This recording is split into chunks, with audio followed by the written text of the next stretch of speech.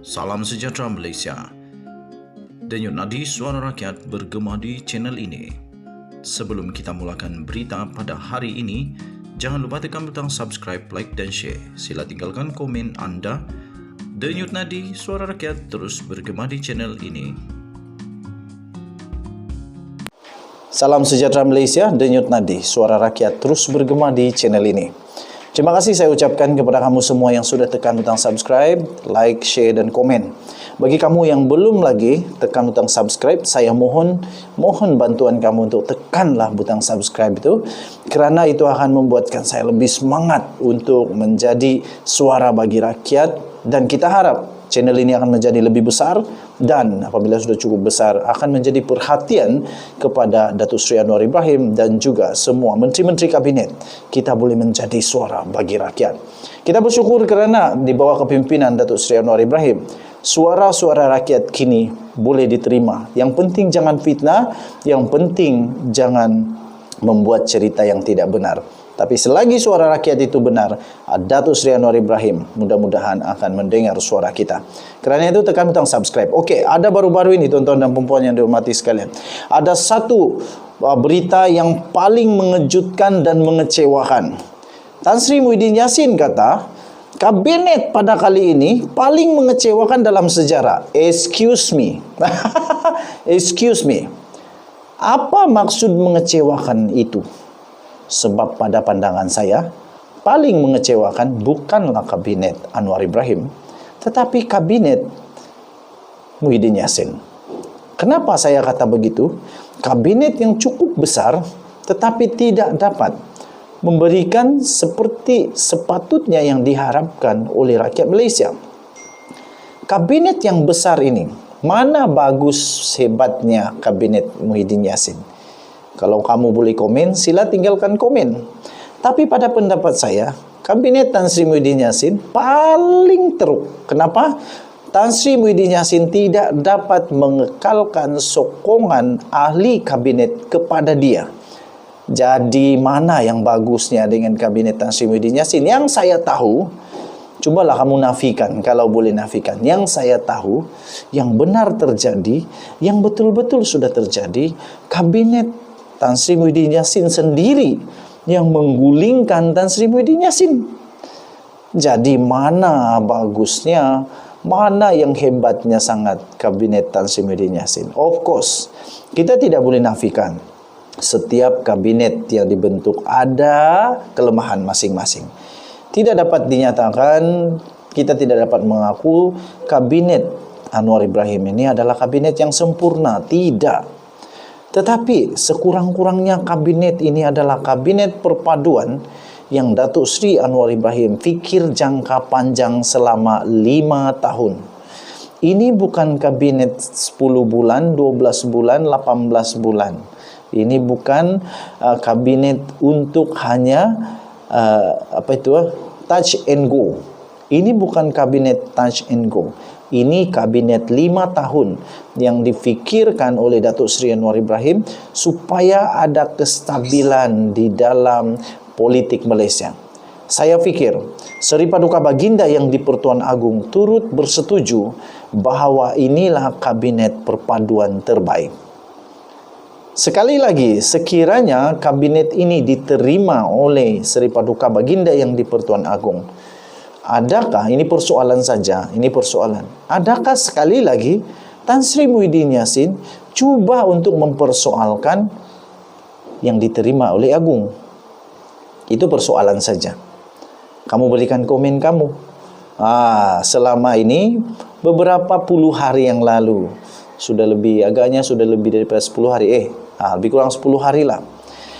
Beberapa hari yang lalu, Tan Sri Muhyiddin Yassin dikatakan telah derhaka kepada Seri Paduka Baginda yang di-Pertuan Agong kerana beliau tidak menuruti titah diraja daripada Seri Paduka Baginda yang di-Pertuan Agong untuk membentuk kerajaan perpaduan. Sehingga Tan Sri Muhyiddin Yassin kata, apapun berlaku, dengan apapun sebab, alasan mereka tidak akan bergabung dengan Pakatan Harapan, termasuklah titah daripada Sri Paduka Baginda Yang di-Pertuan Agong.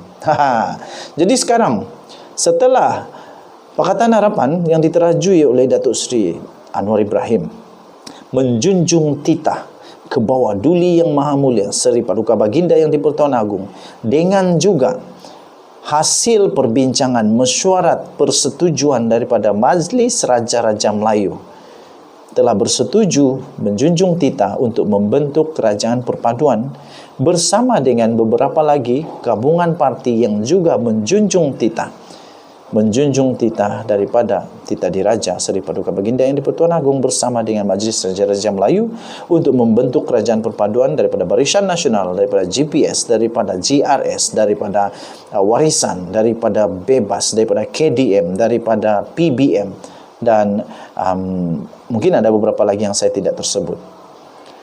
Seterusnya, Datuk Seri Anwar Ibrahim membentuk kabinet perpaduan yang pada saya adalah kabinet paling mencabar pernah dibentuk oleh seorang Perdana Menteri.